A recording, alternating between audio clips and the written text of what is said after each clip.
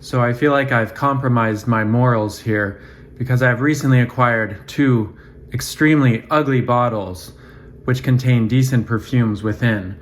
But I thought I'd talk about them here together because I don't quite have enough to say about one individually, and maybe it brings up a larger discussion about packaging or brand image and marketing.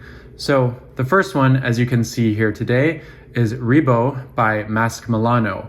This came out a couple of years ago where they launched what they call this Emerald collection of very, very high priced perfumes.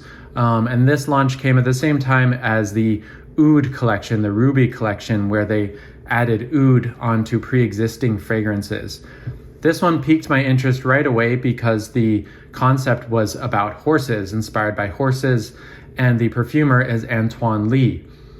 Now the price was absolutely ridiculous, I believe $750 USD, but several months ago I noticed they had started to stream into discounters at an okay price. Still not enough to blind buy, so I ordered myself a sample from Masque, and I quite liked it, and so I went ahead and I bought the bottle of Ribot. And I just want to say this kind of packaging is really ugly and really annoying to me. This big coffin case that it came in within this box, it takes up so much space. This is supposed to have this kind of open button that doesn't quite work, like it doesn't really latch. It just feels actually cheap in the way it's trying to be so expensive. It feels like a cheap imitation of luxury. You can see this plaque has already fallen off the back. I just ask myself, why do they do this? It's such a waste of resources. You can tell that they're trying to make it look nice and fancy, but they're not quite putting enough resources into it to make it truly nice and fancy. This bottle, while unique and interesting, one of the corners already has a small imperfection. I think these bottles are so heavy, it's very common that they get damaged in shipping, even within these coffin cases. And I just think sometimes maybe these artistic directors need to hire a designer, not a graphic designer, but just a design designer. Know your strengths. You might be good at coming up with perfumes or perfume briefs or ideas, but maybe you're not so good at packaging, and maybe you need to find somebody that has a modern eye.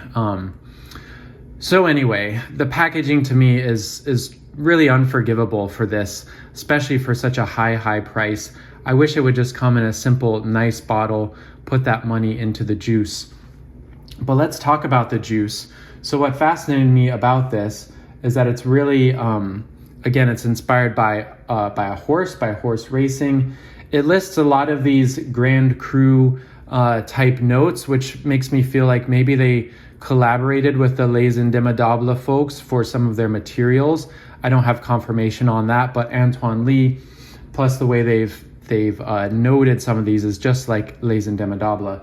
It says here, pink pepper CO2 extract Réunion from Reunion Island, clary sage oil Grand Cru France, saffron extract Grand Cru, cashmere India, rosemary oil Morocco, hay crow ultrasound extract.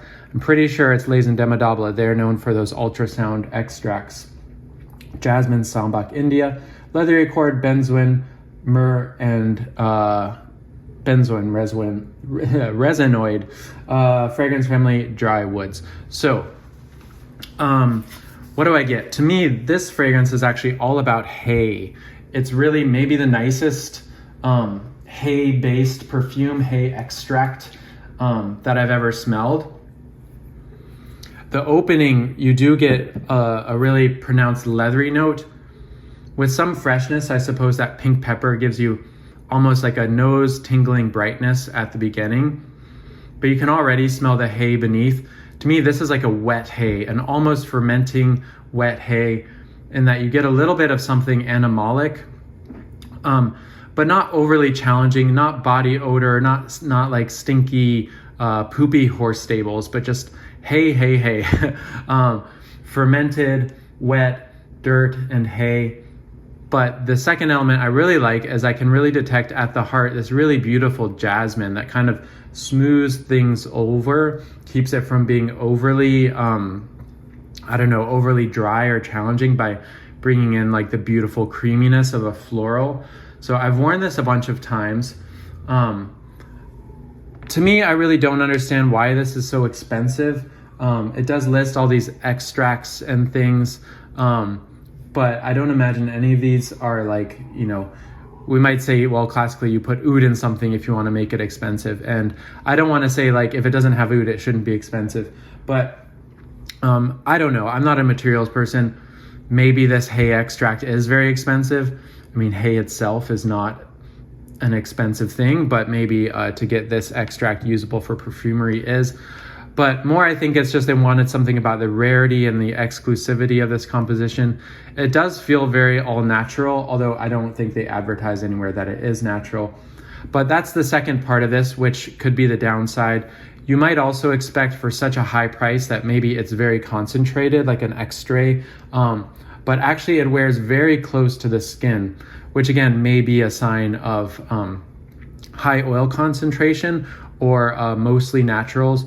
In a way, it's that same kind of paradox you get in things like the Amouage exceptional extraits, where very often they actually wear smoother and quieter than their less concentrated cousins. And that's, as we know, because lots of oils, they don't lift off the skin as much, they evaporate more slowly. So I get decent longevity, very low projection after a few hours. So for the high price, if you're expecting something that you only need a little bit or something that's really beastly or strong or opulent, it's none of those.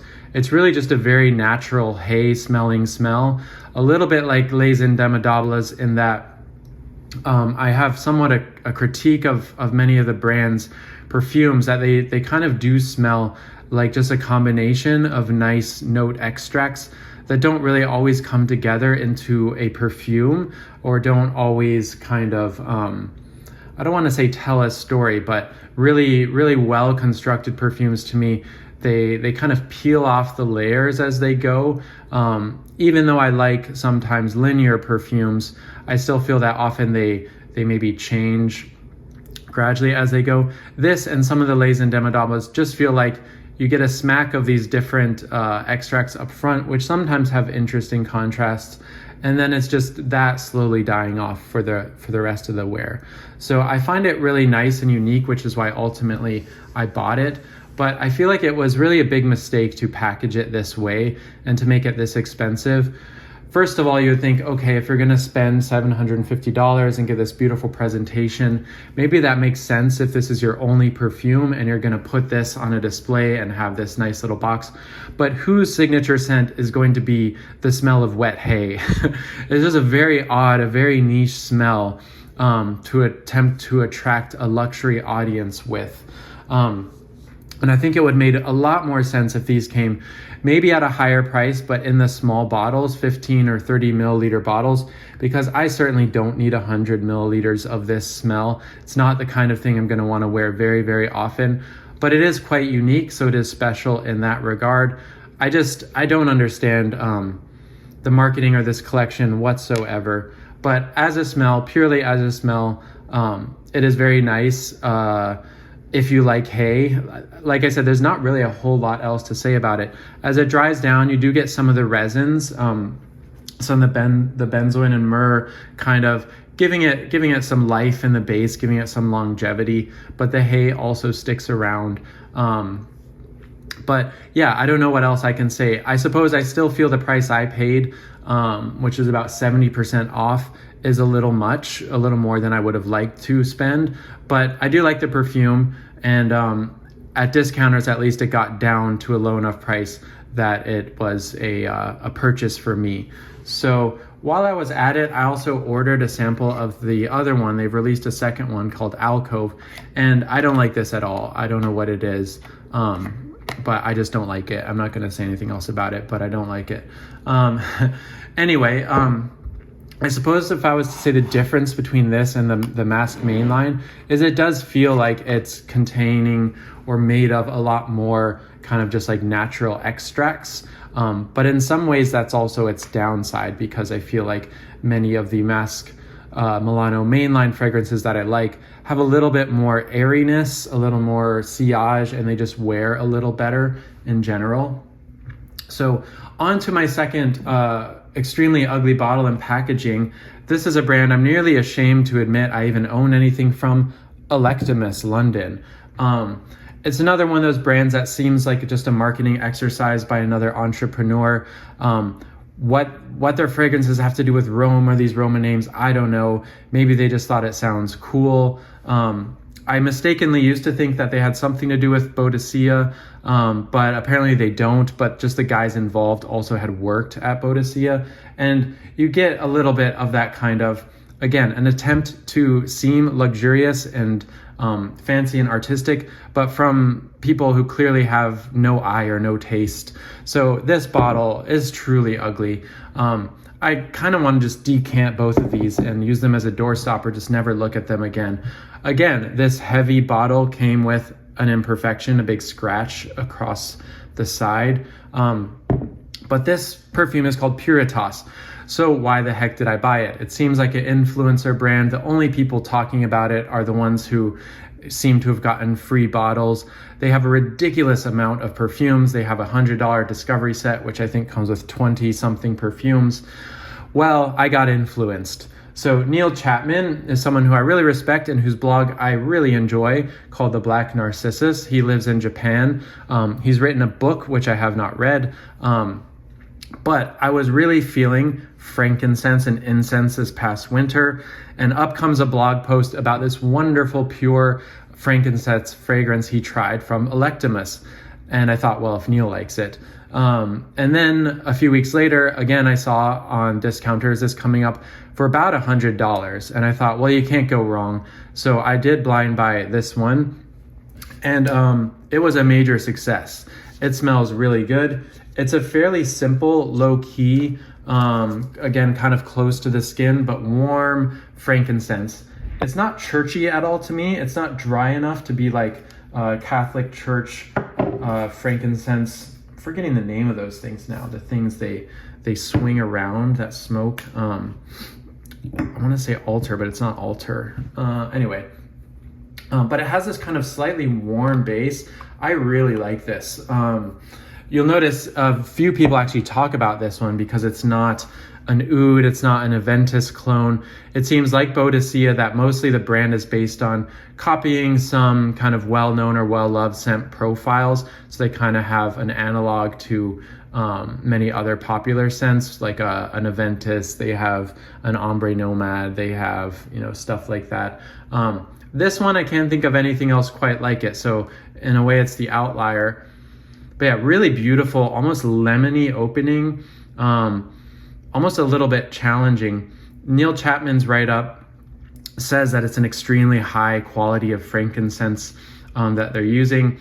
Again, I don't know necessarily what that means, but I'll believe him. He did do a write-up for Electimuss, so again, there's a little bit of clash of ethics there, but maybe he liked the perfume first and then they came to him and asked him to write about it.